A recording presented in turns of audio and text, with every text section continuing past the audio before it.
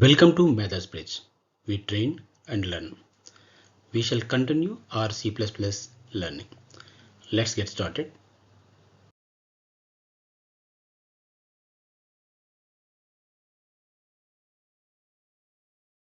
In today's agenda, our learning goal would be understanding concepts of header files, types of header files, standard header file, user-defined header files, compile and link to generate an exe, points to be remembered. Header files in C++. Development of software programs are small, medium, large, and complex in nature. Since the programs are growing larger, meaning creating more source files, it becomes tedious to have to forward declaration in every function that you want to use that is defined in various source files. So one thought would be to simplify this by keeping all forward declaration in one place and categorically name them as a header files. In C++, we have source files with CPP extension and a .h extension. So CPP is a source and then H is a header. Let's take a look at this program where my first line starts with #include iostream, which is a predefined, meaning a standard header file. You know why we are using this one? In our program, if you could see line number 9, we have a cout. Line number 11, we have a cin. Line number 12, we have a cout. Cin and cout, which we are using for reading the data from the input, user input, and then cout would be using here to display the console message on the console. So we are not really redefining these methods. Instead, we are leveraging predefined standard libraries which will help us to does this functionality, isn't it? Cin and cout are predefined functions which were defined in standard library, kept the forward declaration in iostream extension file. That is the reason we included in our program. One more concept is a namespace in C++. We don't have this concept in C. In C++, a namespace is a declarative region that is provides a scope to the identifiers like a names, functions, variables, etc. It is used to organize code into logical groups to prevent naming conflicts that can arise especially when using libraries.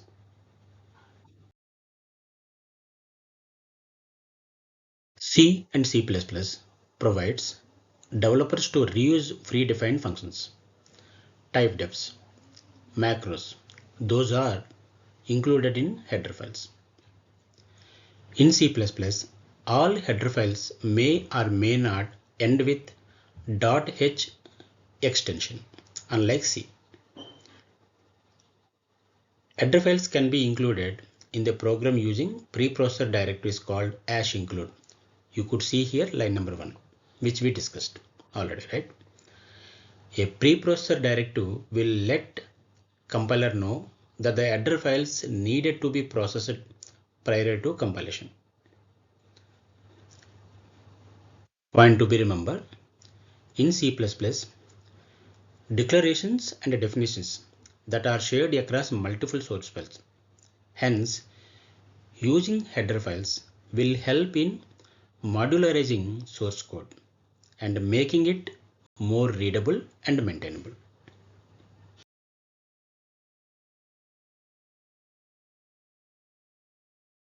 Let me take you to this sequence process where how compiler and linker help us to generate an exe. I have a hello world.cpp which I would like to compile using my C++ compiler. My compiler takes a header file as an input. However, there is one more stage called a preprocessor. What preprocessor will do, identifies #include directives and then let the compiler knows that there is a dependency with include files, and hence compiler is now taking two inputs. One is hello world.cpp, other one iostream in our case basically, right? So now compiler compiles the source code including your dependency header file and generates object file hello world.o. If you look at the name of object is same as source file. What is the next step? Linker. What linker would do, linker takes object file and also a standard runtime library dependency and then generates a final exe file. If you don't have any syntactical issues, definitely you would end up seeing exe file getting generated at the end of the compilation.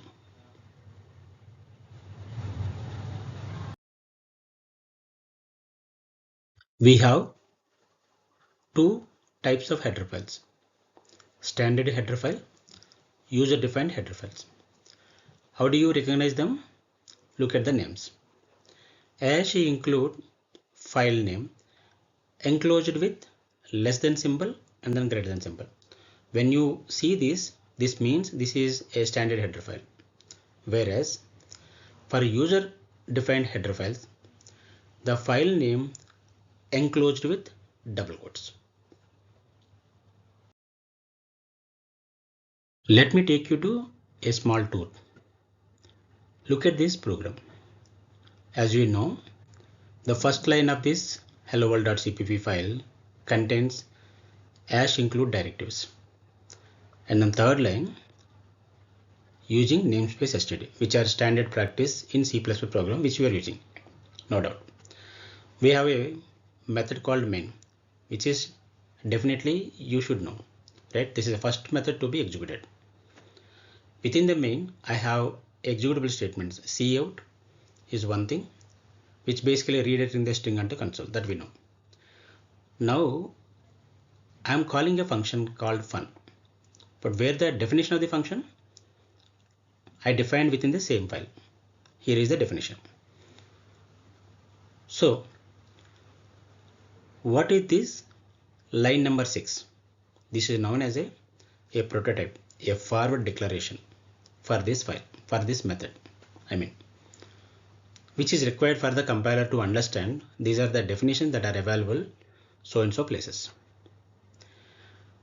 However, this file, if you try to compile, you will have a process of compilation linking to generate an exe.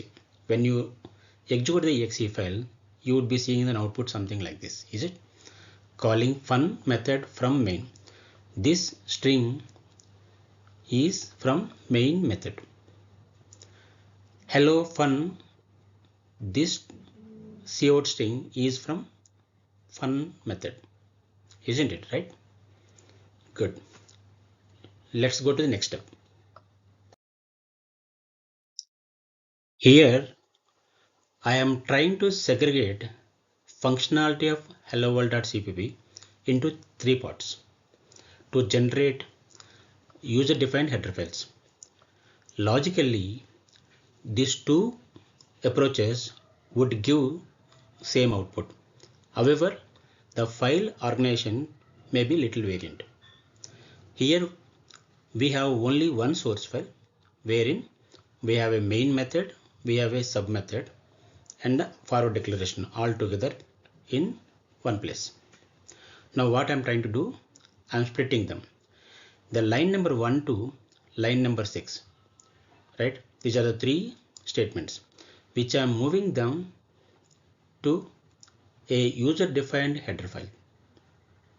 Do you notice it? I named them as a fun.h. Now line number 8 to line number 15, which is a main method, I kept as is in hello world.cpp. Good. What you would do with line number 17 to line number 19, this is a fun method. I created a file name called fun.cpp and then I move these changes into it. If logically speaking, the content of the file is now segregated into three different files. One is a main file, the other two are the user defined files. Of course, hello world.cpp, fun.h, fun.cpp are the source files. What is the difference here is IOStream is a standard library. You can notice by how the file name gets enclosed with less than, greater than symbols. Now for user defined header files, we use file enclosed with double quotes. That is where you can distinguish whether the includes are from standard library or includes are from user defined library. For your instance, isn't it? If you compile left side portion of the code or the right side, the listing of three files, the output would remain same.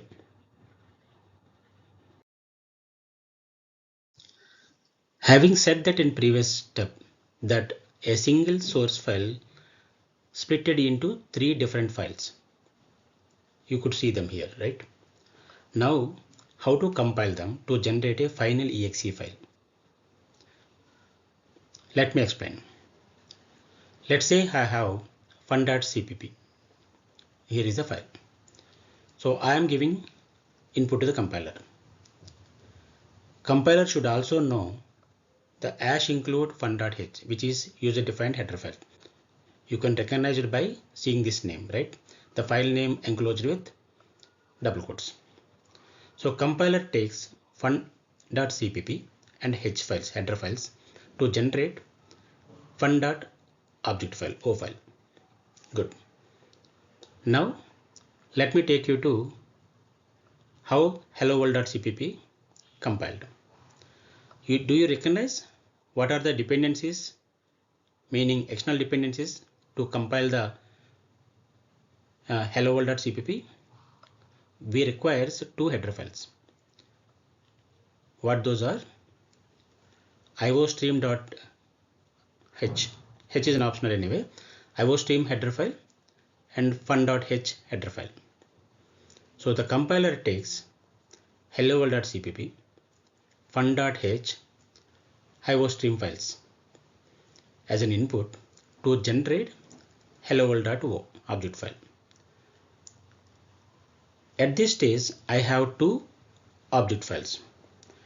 We need to use these two object files to generate a final exe with the help of linker. What linker will do? Linker takes all object files generated by the compiler and a standard runtime library together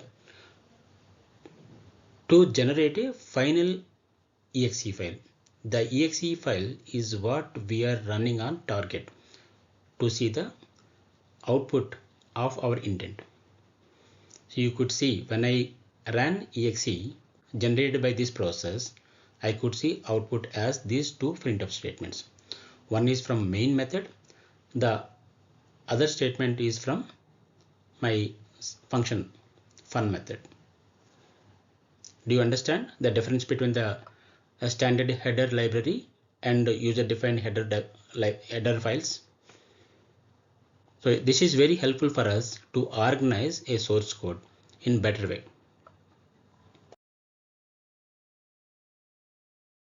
Important points to be remembered in C++: declarations and definitions that are shared across multiple source files.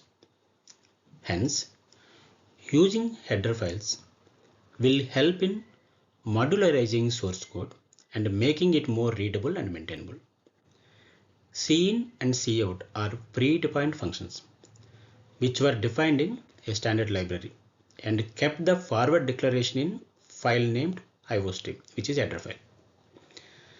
Every C++ source file should have a header file with the same name, which is the best practice in software engineering. while writing a programs.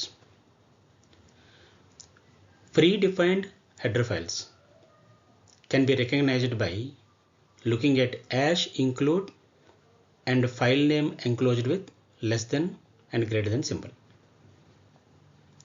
Whereas user-defined header files can be recognized as a #include directive, but the file name enclosed with double quotes. Now that I could get some concept of how header files will be helpful in C++ programming. Good.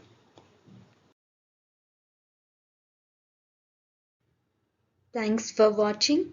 Please like, share, subscribe, click on the bell icon and please leave the comment. Happy learning. Thank you. Stay tuned to the upcoming sessions.